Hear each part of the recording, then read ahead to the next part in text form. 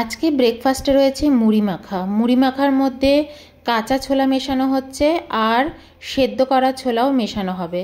আজকে যেহেতু সোমবার কোনো পেঁয়াজ মেশাবো না। আর চা হচ্ছে, চায়ের মধ্যে একটু আদা বাটা দিয়ে দিলাম। তো দেখো মুড়ি মাখার মধ্যে একটুখানি শশা কুচো, আদা কুচো, লঙ্কা কুচো দিয়ে মুড়িটা মাখছি। আর এর মধ্যে একটুখানি খাট্টা মিঠা যে চানাচুর, সেই চানাচুরটা অ্যাড করেছি। আর এই বিস্কিটটাও সাথে নিয়ে নিয়েছি। চা হয়ে গেছে, কাপে ঢেলে নিচ্ছি। তো দেখো কাপও একদম রেডি হয়ে গেছে। চলো সামনের ঘরে গিয়ে বসি। তো দেখো এই যে এখানে সব কিছু সাজিয়ে নিয়ে বসেছি, চা, মুড়ি, বিস্কিট, নিমকি। গুড মর্নিং ফ্রেন্ডস, আজকে এখান থেকে ব্লগটা নতুন করে স্টার্ট করছি। আগের দিন তো তোমাদের দেখালাম যে মুড়িতে কি কি মেখেছি। আজকে কিন্তু সোমবার, সোমবারের ব্লগটাই আমি আবার কন্টিনিউ করব এখান থেকে। আমি তো ছোট ছোট আপডেটই রাখবো বলেই দিয়েছি আমার ব্লগের মধ্যে। তো এখন চা খাবো ফার্স্টে। মুড়ি মাখাটা চলো খেয়ে দেখি কেমন হয়েছে। উঠেছে দেখো, প্রথমেই লঙ্কা উঠেছে, বাবারে ভীষণ ঝাল।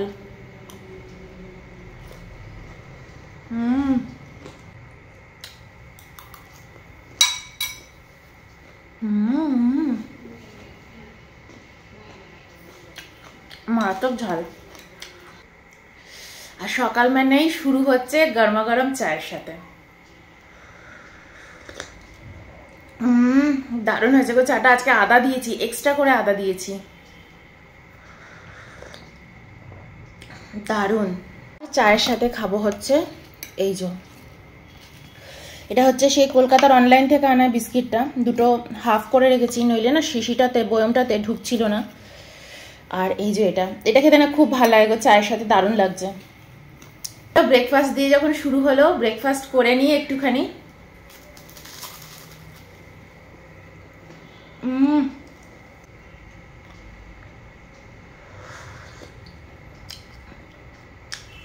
আজকে অয়ন বাড়িতেই আছে।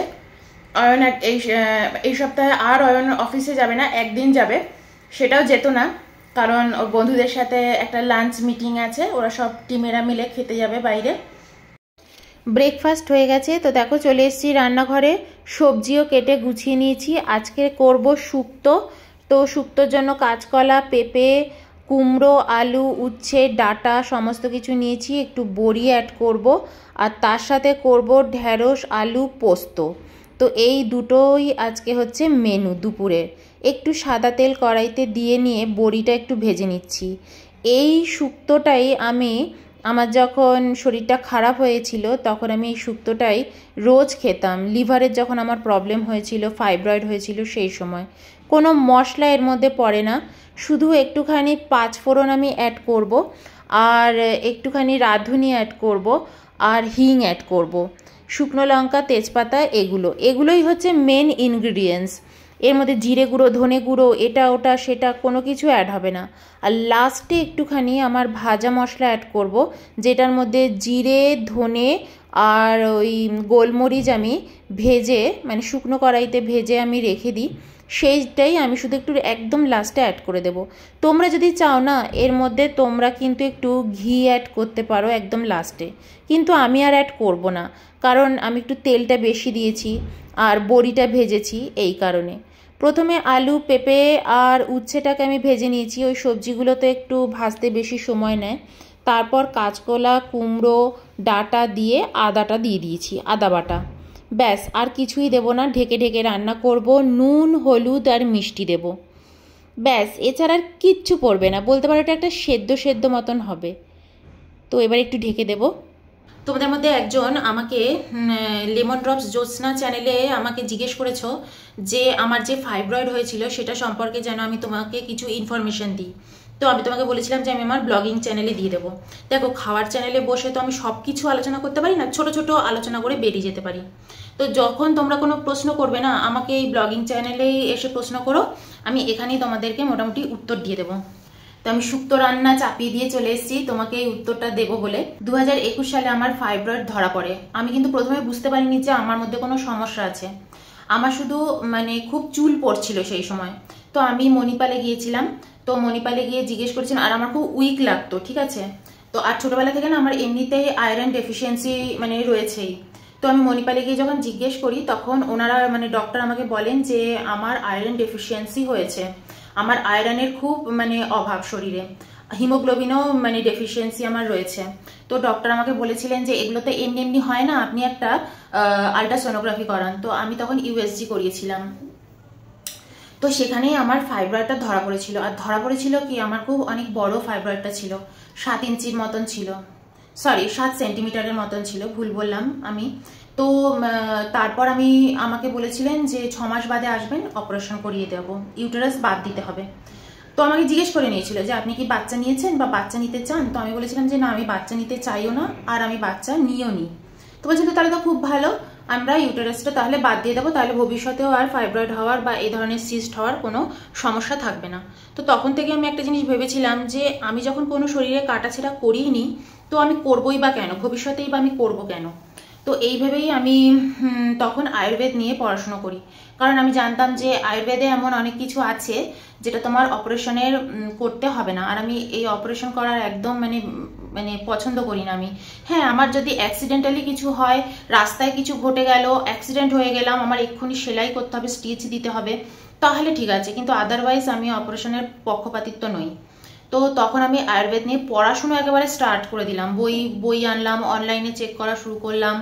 তো এই মানে অনলাইনে ঘাটাঘাটি করে অনেক আয়ুর্বেদ ডক্টরদের দেখলাম।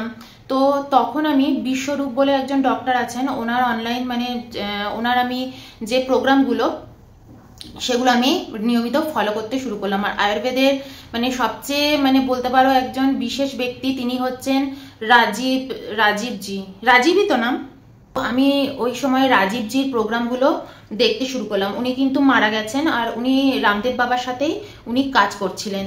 তো ওনাকে দেখে আমি ভীষণ ইমপ্রেসড হয়ে গেছিলাম, আর আমি ওনার দেখানো পথই ধরেছি। আমি তোমাদেরও বলবো, তোমাদের যাদের যাদের শারীরিক কোনো সমস্যা রয়েছে, তোমরাও কিন্তু ওনার প্রোগ্রামগুলো দেখতে পারো, ইউটিউবে রয়েছে।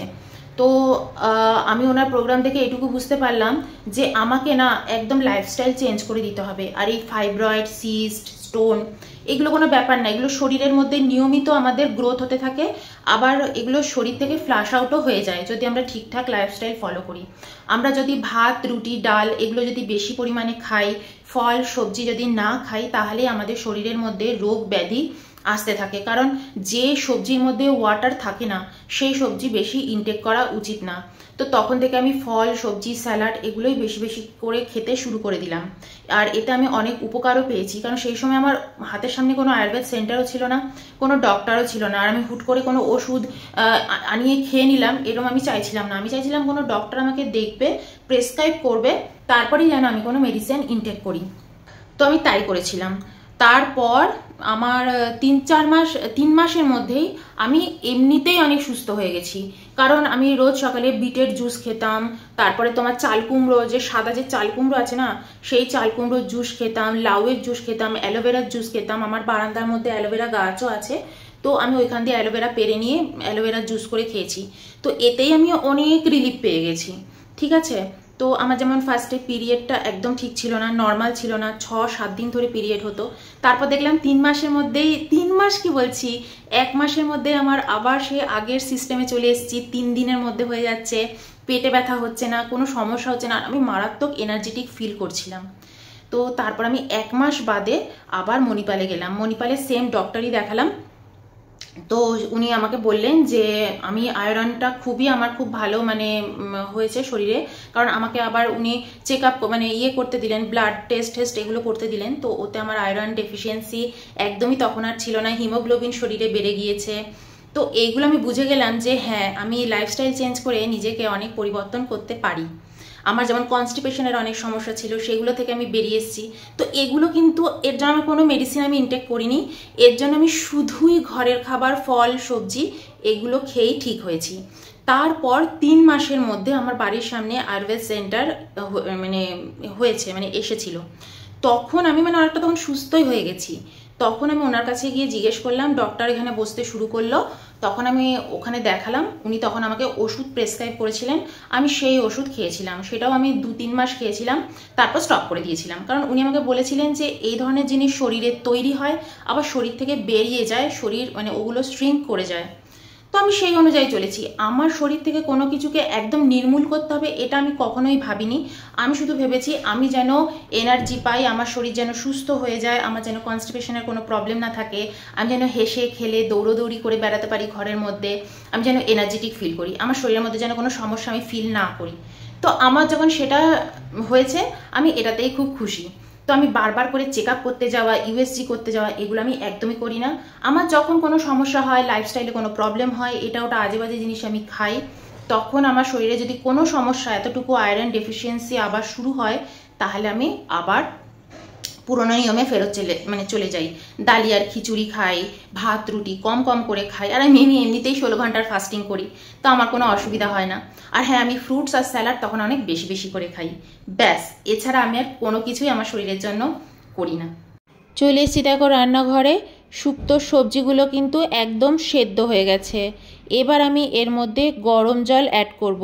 এই যে ঢেকে রেখেছিলাম না, এই ঢেকে ঢেকেই কিন্তু সবজিগুলো সুন্দরভাবে সেদ্ধ হয়ে যায়। তো এর মধ্যে একটু নুন, মিষ্টি আর ওই যে ভাজা গরম মশলাটা যেটা আমি ঘরে বানিয়েছি সেটা অ্যাড করে বড়ি আর একটু কাঁচা লঙ্কা দিয়ে দিলাম। ওই কাঁচা লঙ্কাটা আমার জন্যই দিয়েছি, ব্যাস। এবার আমি তরকারিটা বাটিতে নামিয়ে নেব। তো এই শুক্তোটা কিন্তু একবার তোমরা ট্রাই করতে পারো, আর বাড়িতে কোনো বাচ্চা থাকলে তাদেরকেও কিন্তু এটা খাওয়াতে পারো, খুব স্বাস্থ্যকর, খুব উপকারী। তো দেখো নেক্সট রান্নার জন্য আমি পোস্ত 4 চামচ পোস্ত, 1 চামচ সর্ষে, একটা কাঁচা লঙ্কা দিয়ে দিয়েছি, ব্যাস। সর্ষের তেলের মধ্যে কালো জিরে ফোড়ন দিয়েছি, আর আলুটা একটু নেড়ে চেড়ে নেব। তোমরা তো এইসব পোস্ত রান্না করা জানোই, তো যারা খুব বেশি করে আমার কাছে দেখতে চাও যে আমি কিভাবে রান্না করি, তাদের জন্যই কিন্তু শেয়ার করছি।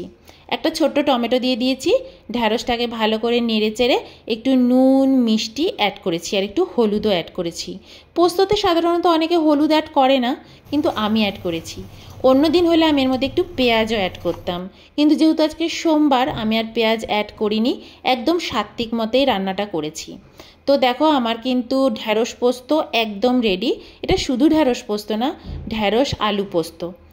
আর এদিকে দেখো আমি ভাতের জন্য জলটাও বসিয়ে দিলাম, ভাতটা হবে। তো এবার আমি এই ঢ্যাঁড়স আলু পোস্তটা বাটিতে তুলে নিচ্ছি। তোমরা যদি চাও না, লাস্টে এর মধ্যে একটু কিন্তু সর্ষের তেলও অ্যাড করে দিতে পারো, মানে ছড়িয়ে দিতে পারো। তো চলো আজকের ব্লগটা এই অবধি, আবার চলে আসবো নেক্সট দিন নেক্সট ব্লগ নিয়ে।